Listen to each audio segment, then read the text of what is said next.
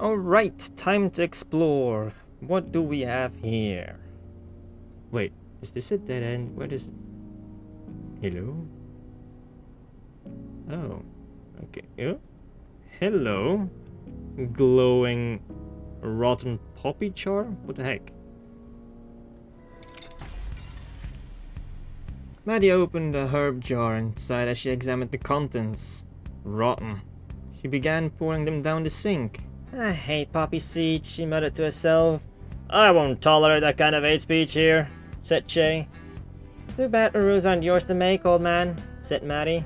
You should have thought of that before you handed me the keys. I could help you get the keys back, said Ashley. I've got a magnetic grab of that. The keys are a metaphor, said Maddie. They're not some kind of magical talisman that grants ownership over an establishment. But there's a magical talisman that grants ownership over the establishment? Asked Ashley. Yeah, said Maddie. It's called a deed. And this deed entitles me to certain privileges, such as expressing my hatred for poppy seeds. It is no good for the soul, said Che. Hatred corrupts the soul. Hey, I'm new here, said Kishan. Hey, he's down here as well.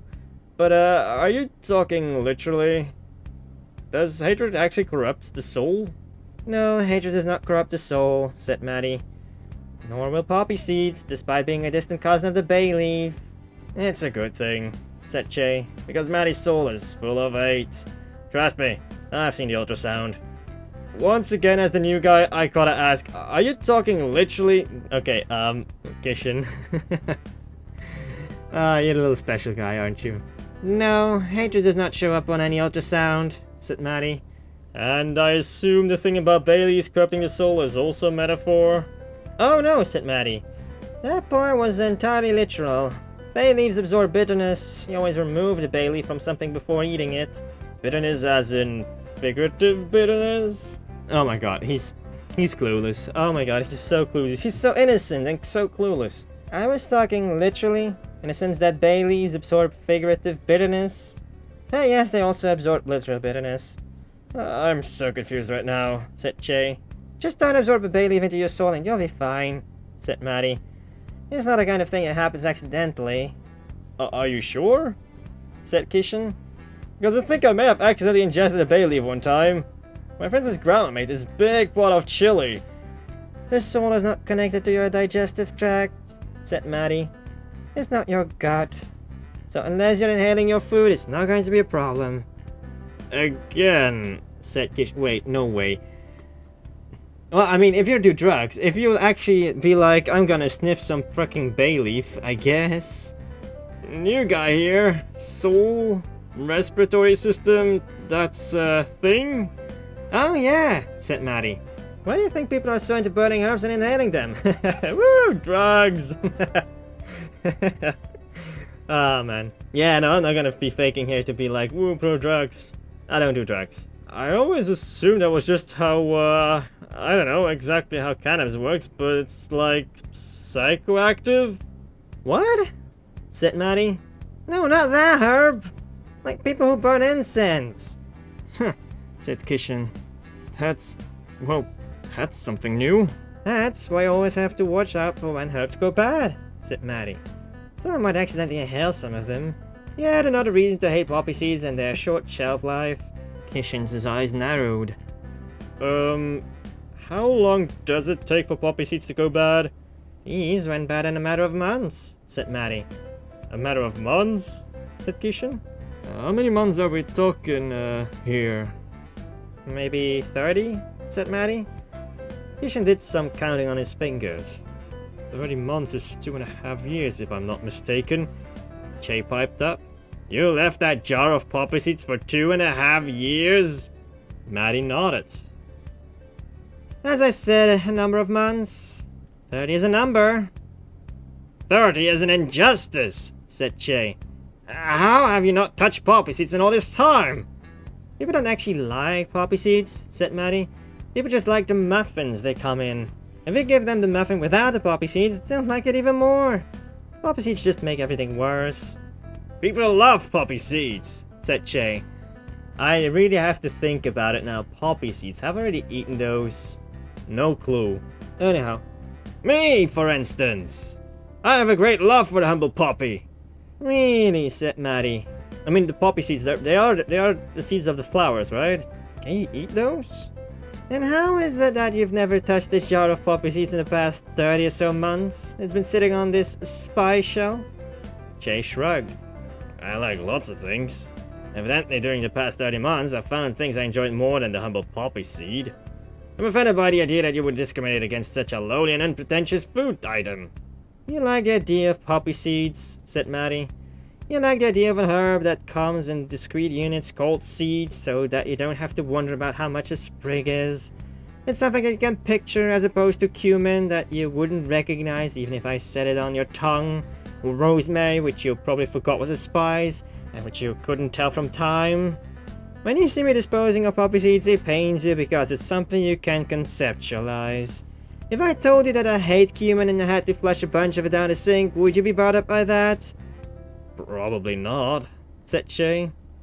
So really, it is not I who am discriminating against the poppy seed. It's you who is discriminating against non-poppy seed spices. There's no reason for us to have poppy seeds anywhere in this cafe. People claim they want them, but you can go years without even serving up a single poppy seed and no one will notice its absence. A woman wearing a loose green sweater walked up to the counter. Were you just talking about poppy seeds? Yes, said Maddie. Oh, she's gonna ask for them, isn't she? We're all out.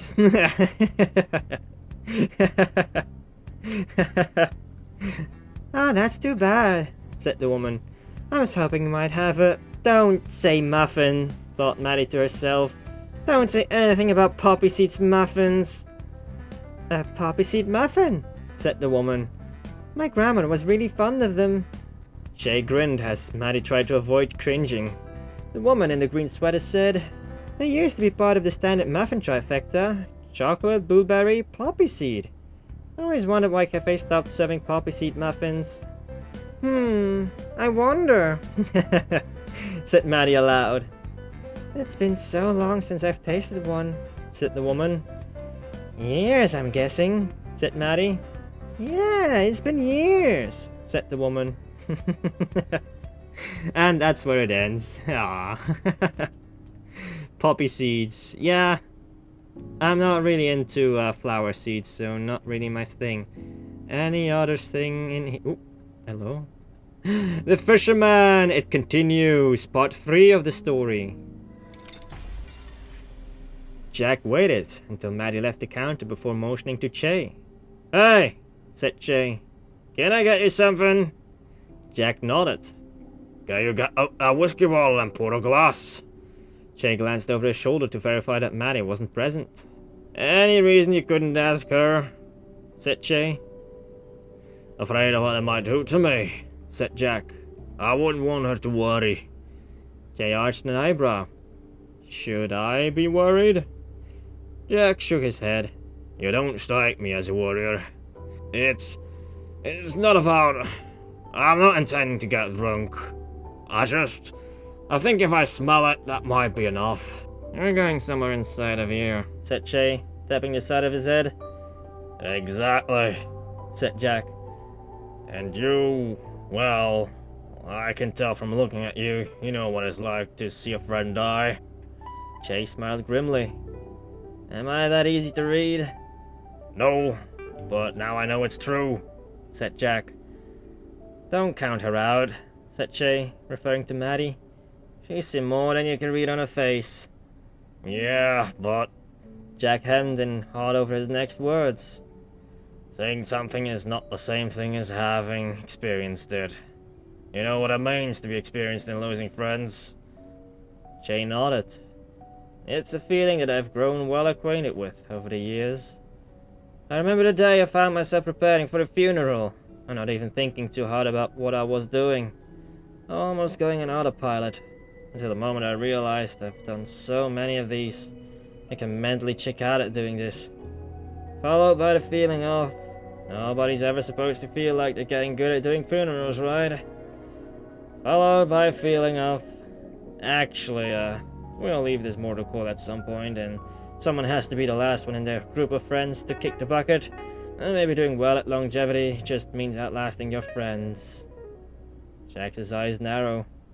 How old are you? Older than I look, said Che. Jack laughed, but it was a forced laugh. Damn, I wish I had that problem. I have the same thing, but in reverse. Reverse? Che got the bottle of Jack Daniels out from where Maddie had stowed it, and set it in front of Jack before looking for a glass. Jack picked up the bottle and studied the label. You've worked with your hands before, said Jack. Never worked on a boat before, said Che. It's not bad work, said Jack. Never boring. From the first day I spent out on the water, I knew it was my calling. I even had an offer to retire after several years, but by that point I was so wedded to the idea of having my own boat that I kept saving. Did you ever become a captain, Jack? Captain Jack, Captain Jack. One day, said Jack. I was Captain Jack for one day. Jack held the glass in his hand, not setting it down in front of Jack. It was terrible shit luck, said Jack. The weather was clear, the water wasn't even that choppy. I guess that's why he got careless. I guess that's why he thought he could try and fix the net when it stuck. At least I assume that's what he was trying to do when he fell overboard.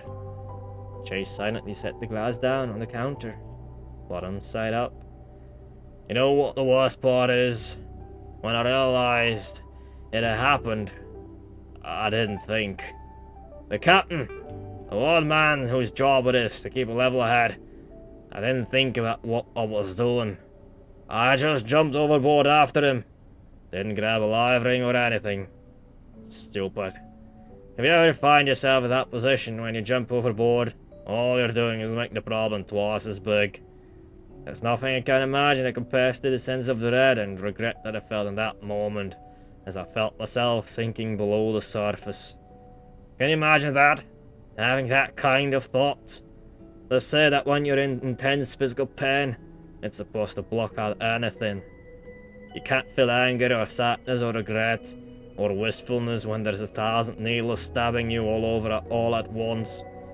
Which is exactly what it feels like when you jump into that freezing Alaskan surf. That's what you don't realize about cold until you're totally immersed in it. You don't feel cold, you feel pain all over. And somehow in the midst of all that pain, it's still possible to think, oh shit, I shouldn't have done that. Dumbass. When I leapt over, I guess I imagined myself swimming around in the water, looking for him. And I actually did try opening my eyes. Big mistake. The Pacific Ocean, I'm not sure if you knew this, but it's salt water. And somehow, that's even more painful than the sounds of pins and needles stinging you all around, reminding you that the water is freezing and you're not supposed to be in it. You know what the crazy thing is? They managed to fish me out. Terrible pun. Sorry. They found me. They threw me a line. Aaron is almost died of hypothermia there on the deck. Being soaking fucking cold in that cold Arctic wind. You know, hypothermia can kill you almost as fast as drowning can. I didn't even make it to Cole's funeral. Couldn't bear to look his god in the eye. Nobody blamed me as captain. Guy should have known better than to do what he did. Did know better, but all I could think was, what if I hadn't jumped over? If they hadn't been busy pulling my stupid ass out of the water, would they have found Cal? And I know that if I was thinking it, and she had to be thinking it too, they all had to be thinking it. I couldn't face that. All I could do was sit at home, and every time I walked to the bathroom, I passed a display full of these bottles. He tapped the bottle of whiskey on the counter. Hypothermia can kill you in 5 minutes. Drowning can kill you in 3. Drinking yourself to death, it takes longer than that, but not much longer. He looked up at Che. I just want to smell it. Jack glanced at what little remained of the halibut Che had grilled for him. The fish didn't do it for you, huh? Said Che. No, that was actually a really sad story. I guess he has survivor's guilt. Bad thing to have. Jack shook his head. Like I said, smelt too good. Jay dutifully uncorked the whiskey and poured out the finger. Jack held the glass to his nose and inhaled deeply. Yeah, this is the smell I was looking for. There it is. That's the smell that makes me feel sick to my stomach. He stood up. I think I'm ready to go. Well, damn, that was actually really sad. Beautifully written, but really freaking sad. Oh well. Can't all be happy endings, can they? That's life for you. What? Beth I? Who's Beth? Let's go, little girl. The man standing in front of Beth smirked. The knife he held seemed almost slight compared to his massive hands, but that didn't make it any less intimidating. Finish this one quick! Came a call from behind the knife holder. 3 men stood behind him, wearing expressions which ranged from amused to bored. Beth felt her palm getting sweaty and loosened her grip on the knife in her right hand, sliding her thumb along the guard to reassure herself that its shape hadn't changed since the moment she'd picked it up. Take your friend's advice, Beth said to the man who was menacing her. Finish this quick. After all, I'm just a little girl. Well, as little as any 15-year-old girl could be. Can do, said the man, and he drew his knife up for an overhead swing. The man's movement suggested that he didn't know how to use a knife. Not really. He was swinging the knife like he'd swing a fist, like he was trying to bludgeon her with it, like he'd never really used a knife before. He was stupid. Mercifully stupid. She tried to reassure herself of that fact, trying not to lose her resolve. He lunged towards her. As he brought the knife down and Bev raised her left arm, she felt the edge of the knife hit her skin. The impact of the blow caused the man to lose his grip on the knife. Ooh, we've got some action here. An opening! Bev grabbed the attacker's knife arm and pulled him towards her, while thrusting her own knife towards him at chest level. She drove the knife into the man's chest with all the force she could muster, and he fell to the ground and gasped as Bev released her grip on him. The man lay on the ground and put a hand to his chest, moaning. Son of a bitch! You doing okay down there? Said Bev. Who is this Bev, by the way? The man sat up and patted his chest. I didn't expect to lose to a girl. No, said the man. Well, that too, but I didn't expect it to hurt this much. These rubber practice knives are no joke, said Beth. If I'd stabbed any harder, I might have broken a rib. The man stood up. You got a name, girl? You can call me Beth, she said, extending a hand. He shook it with a look of hesitation. I'm Kyle. I've got to say, Beth, that was kind of a cheap trick. How do you mean? Said Beth. I mean the way you blocked my knife with your arm. It just bounced right off. You couldn't do that if we were using real knives. He's right, said one of the spectators. Not really a fair fight with rubber knives. I like a rematch, said Carl. Yeah, said one of the spectators. Rematch! The others began chanting along with him. Rematch! Rematch! Rematch! A voice thundered from above. I thought I told you guys to keep it down! Everyone spun around to face the stairs leading up to the ground floor. Maddie was leaning over the railing to the staircase with a stern look on her face. Ooh, she's mad. She tapped a poster on the wall. Beth took a moment to glance at the sign. Fight Club rules. Rule number 1, don't quote Tyler Durden. Who the heck is Tyler Durden? Number 2, seriously, no Tyler Durden quotes. Number 3, always assume your opponent is mortal. Practice weapons only. Number 4, be considerate to other guests. Oh wait, that means that the knives that she and Kishin were using, they were rubber knives? Oh well, in that case I would be fine playing that game. Oh no, totally. No, I would be fine playing that. Oh man, no, I would have no fear. Jesus. Rubber knives? Number 4, be considerate to other guests. Keep noise to a reasonable oh, yeah, number 4. Okay, gotcha. We don't have any rules here, said Maddie. Please don't make me kick you out of the basement. Everyone else in the room cast their gaze downward, looking ashamed, with several mumbled apologies. Maddie nodded and climbed back up the stairs, content that she had made her point. Seriously though, said Kyle. Not really a fair fight without real knives. Beth walked over to the edge of the room and lifted a rug, revealing 2 steak knives. Oh, what? Several whispers erupted from the small crowd. Where'd you get these? Asked Kyle. I swiped them from upstairs, said Beth. They're not exactly combat gear, but those blades are fit to cut through flesh, whether it's cooked steak or a human arm. Beth held one of the steak knives by the blade, presenting its handle to Kyle. Okay, this took a dark turn. I mean, it was already kind of dark, but it turned okay because it was rubberized, but now it's really dark again because, well, they're gonna be ready to fight each other, and I guess to the death or something, to really stab each other. I don't know what the fuck is going on. We've already broken one rule tonight. How about breaking another one? I won't get hurt, said Kyle. I mean, I can still feel the pain, but, you know, I'm not afraid of getting stabbed. Neither am I, said Beth. But don't say you're ready for this if you're not ready to bleed. She turned her knife over in her hands, pressing her thumb against the tip, just enough to draw a single drop of blood. Is she crazy? Kyle grinned. Do I look like I would be here if I was afraid to die? Are we talking about ghosts here, actually? I'm really confused. Oh, well, that's what it ends. Okay, well, they had a knife fight, I guess. Jesus. Wait, hello? Hello? Why can't I... Oh no. What happened? Why can't I run?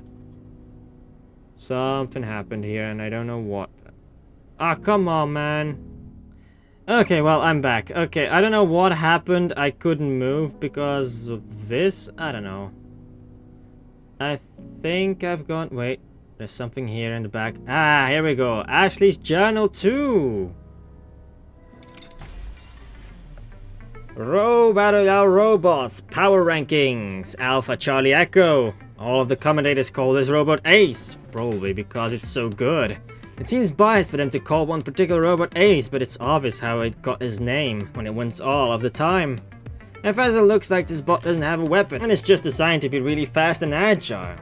Then you realize that its entire body is a weapon for ramming into unsuspecting people. People? Isn't it supposed to be other robots, not people? This would be a great tactic if you got into a fight when you didn't have a weapon. You don't need a flamethrower or a buzzsaw if you just have a 150-kilogram body and can ram into people really fast. This probably wouldn't work very well for me because I don't weigh 150 kilograms and I'm pretty small. Also, I want to point out, this is a game made with kilograms. Sorry. I had to point it out. But that isn't a problem since I usually carry things that can be used as weapons. Like I could carry a crowbar and then if someone tried to attack me, I could take the L end and jam the crowbar under their feet and then pull it up and use it to knock them off balance, even though I'm probably smaller than most people. That doesn't matter. It's all about leverage. It's all about leverage. And the bigger and more they weigh, the harder they fall. I'm not sure why it's named Alpha Charlie Echo. I assume there was a remake or made in the style of a bot called Alpha Charlie. But there aren't any other bots by that name, and the team that made it are all rookies. Also, none of them are named Charlie. Maybe it's named after someone's dad or brother. The next robot will probably be called Beta Charlie Echo, or maybe Alpha V2 Charlie Echo, or Final 2 Charlie Echo. Oh, the last one really hits home. Each time you resave a document, final, the finalist option. Yeah, nope. There was always another version that was coming. Oh, and that's where it ends. Okay. So just more talk about robots, huh? I think I've gotten through all of the memories down here. So this opened up. I can go... Wait, what? Cellar. Staff only. The terminal. Ah, that's the cafe. Wait. We're gonna go to the cellar at some point. I mean, that is obvious. Because there is a sign. Anyhow, let's get back up. Cafe. There are other rooms I can go to. But not just yet. Let's go to the cafe again. Ah. Okay. Okay, I got you. So... He's sitting here. I can talk to him. Enter studio mode. Wait, what can I do with him now? At first I could draw stuff with the robots. I'm not sure what I can do with him. Hello? No. No freaking way. You're letting me animate stuff? He's T-posing. This is kind of cool. I could make my own thumbnails this way. But it will take a lot of work. Is this how they created the full game? They built the world? Did all the characters and then were like studio mode, and now the player gets all the same options? Oh my god. But this actually kind of gives away that we have a lot more people to see. 1, 2, 3, 4, 5 more of them. I'm not sure how I'm going to do all the voices for them, but I'll try. I'll try. Wait, oh my god, he looks pissed. Why does he look so pissed? Oh my god, he looks freaking pissed. Anyway, I'm going to quit studio mode. Yeah.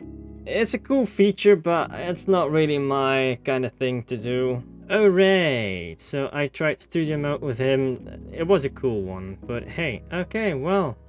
And now we're going off to the next episode, I guess. If you want to see more of this, be sure to be subscribed, and I'll see you in the next episode, which is part 4. See you over there. Ciao!